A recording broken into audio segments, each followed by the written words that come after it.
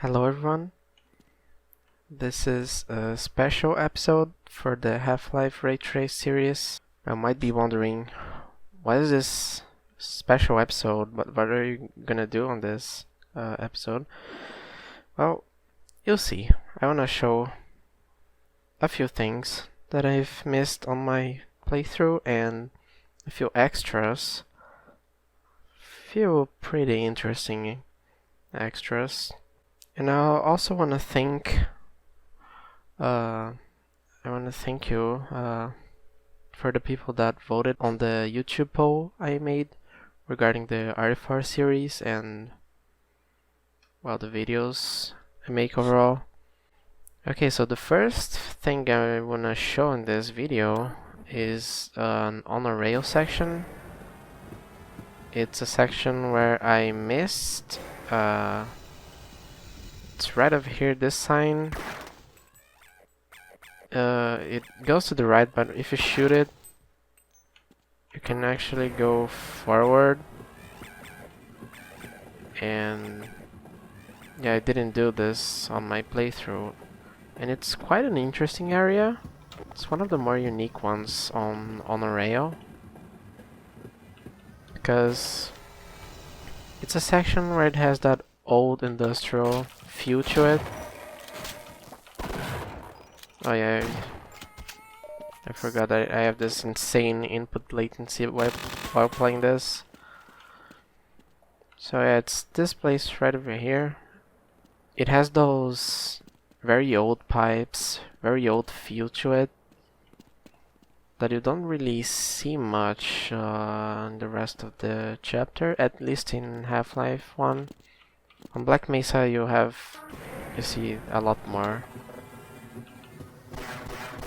So there will be a few barnacles here and a bull squid. And also a few wooden boxes. Let's see what is inside. Okay, a grenade and an HEV battery. And there's... I don't know, it's quite a cool design. Like, it's not only unique only for this chapter, but like from the entire game. I don't know. And it has this water section here. It has an HEV battery and a few worms, it seems. And I think it's quite a cool looking area. Let's check out these pipes. Can you walk under it? Can if you're sneaky enough. And well, this is basically all there is to it. Okay, here we are at the next thing I want to show in this video. So do you remember when I was here on my playthrough and I said this? I have a very old video of me playing this game. I think it's from 2011, where I go in this passage. So yeah, are you prepared to see it?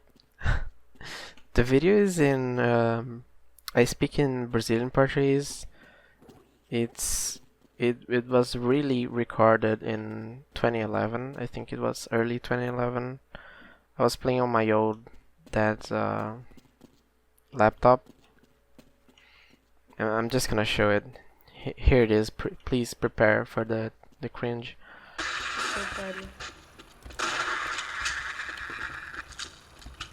E vamos passar pra cá. Nada de importante, só médico. Preciso ir pra baixo aqui, mas eu preciso encontrar um jeito pra ir pra baixo. Por aqui? Sim, lógico. Aqui mesmo. And the video ends right here. The reason for that is because I was recording with a trial version of Fraps, and I could only record each video. I can only record 30 seconds for each video. So every 30 seconds I had to repress the recording button.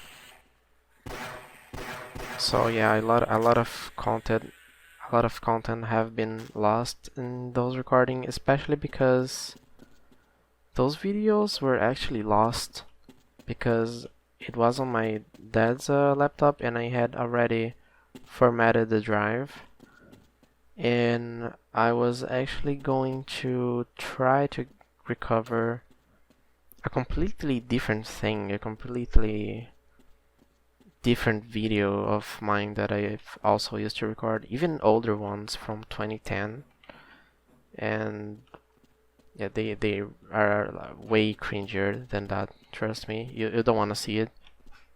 Maybe I'll put a sneak peek of one of them. Cara aqui, ó, pode checar em cara surpresa. E o outro cara aqui da flecha. Meu Deus, eu não acredito. A Sheva de propósito atirou o lança-mísseis em mim. Pra eu morrer. Olha, nossa, velho, que sacanagem. Eu vou tirar o lança-mísseis dela porque ela não sabe usar. But anyway, so yeah, those videos were never saw the light of day. I've never uploaded them. And they hold a very special place in my heart. Like it's my history of video games in general. Like I didn't even know how to bunny hop when I recorded that. And I don't know, maybe I'll show a bit more during this video. We'll see. So yeah, I hope you enjoyed that, and let's move to... I'm not gonna end the video just yet. Let's move to the next section. Oh yeah, one thing that I forgot to mention is that during my playthrough I said that I've always liked this chapter, but as it turns out, that is not true. Because I were rewatching a few of my older videos, and there's a point where I said that I don't like this chapter like at all, and I was really mad while getting shot by the soldiers and everything, and I thought that was quite funny. I'll put English subtitles for you if you don't speak Brazilian Portuguese. Ok.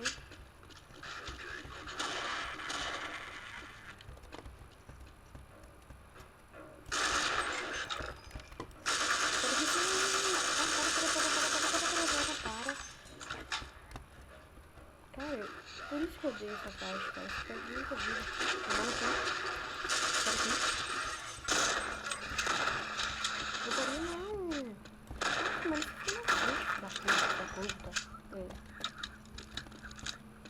So this part right here is quite interesting, to say the least. You see this tunnel? What if I told you there's a way of coming out of it? That sounds pretty cool, right? So normally the intended way of doing this is by going here through the pipes, and yeah, that's it. There's this big acid waterfall here, and you just go through the pipe. But if you fall here, there's this cool passage that you can go, and it's quite dark. And these barrels have they are glitched. They are not supposed to be there like that. And there's this very weird combination of water with the acid, and just like that you get out of that tunnel, and it's an infinite loop, and the barrels do not despawn. They keep doing this loop as I am right now. They fall here and then they go up, and they keep doing this forever. And the reason I wanted to show this is because I think on part 2 I mentioned a video I watched about a guy talking about odd and unremarkable places in Half-Life 1, and he mentioned this section right here, and I actually knew this since I was very young. I'll see if I can find a video of me playing this section, but I don't think I go through the tunnel. But I used to love doing this this little ride when I was younger. Because as I said, I always really liked swimming, especially because of the older Tomb Raider games. The old Tomb Raider games really made me appreciate swimming a lot more. It's quite relaxing to me. It's quite comfy. I don't know how to put it, but I thought this was quite cool. Okay, this might be the last area I'd like to show here. So yeah, there's this little catwalk, this metal catwalk that you have to walk on, and there's this water tank sort of thing over here. And if you swim here, there will be a few sharks, which I don't have a crossbow on me right now. And as you can tell, it's quite deep, but it's way deeper than you think. So let's see how deep this is. And if you disable the ray trace lighting, it just... okay, hang on. Okay, the sharks have been taken care of, so I can now safely show this. So if you disable the RT lighting, it turns into a dark, extremely dark void, which is quite scary to look at. If you have that fear of going down a deep water or something like that, I forgot the name. I'll put it on the screen. This is truly terrifying. Like, I think I have this fear.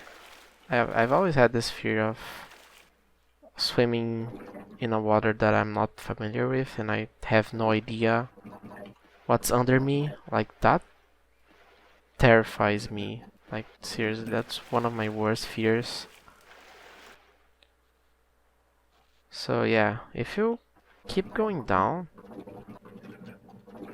you'll see that it's like extremely deep. Like, way more than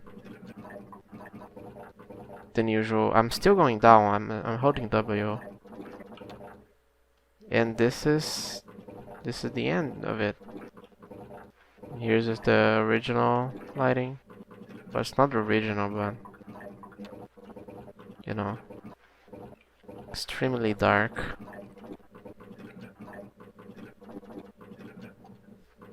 And yeah, this is very terrifying to me. I think you will drown here if you don't have God mode. Like, there's no time to go back up, I believe, if you go all the way down. And I believe in Black Mesa it's even deeper, or maybe it's deeper in Half-Life 1. But yeah, it's very weird to think about this. Okay, the last thing I'd like to show is my Half-Life retail CD boxes. I'm quite proud of them.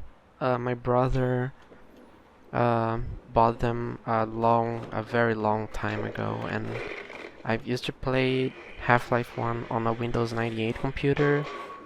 I think it was it was the Pentium 3, and I actually have the exact same PC I used to play that on right by my side, and I was playing a little bit on it earlier. I even have a recording of it, but it's pretty scuffed. So I'm gonna show just a little bit. I had to run it on an amazing resolution of 400 by 300. O jogo às vezes chega a But 20 e pouco FPS actually, em it looks 400 por pretty 300. good on a CRT screen. It's Mas é even muito way imersivo. more immersive than playing on an LCD screen, a regular widescreen one. And I don't know, there's something really special about CRTs it's only when you see it Let's go. in front of you, it's only when you get to play on one of them that you understand why. Like for a long time I've always heard people talking about CRTs and I've never really like understood why it would be better. But when you play on one of them on a dark room with speakers, it's one of the best things like ever to play other video games on. Like doesn't even compare to like a CRT filter for today's monitors. So I'll be showing some pictures of the boxes and the PC I used to play. So here we have the Half-Life 1 and Half-Life 2 boxes. It's the Brazilian version of the boxes, so that's why you can't understand some stuff. Maybe, I don't know. And here's the back. And if you can tell on that Half-Life 1 box on the left, the game used to have shadows, real-time shadows. Well, it's not really like actual shadows, but it was simulated. And there's a mod called Half-Life Restart that restores those shadows from a very old version of the game, and trust me, it doesn't work well at all. I can clearly see why they removed from the final release. And yeah, on the Half-Life 2 box is very cool. It has that beach section with the Antlion Guardian in it. And it has that PC gamer phrase, the best game created until this day, I think that's the translation for that. And we have Counter-Strike Source there, but the copy I got actually does not come with Counter-Strike Source. I had to buy it separately on Steam. And here's the side.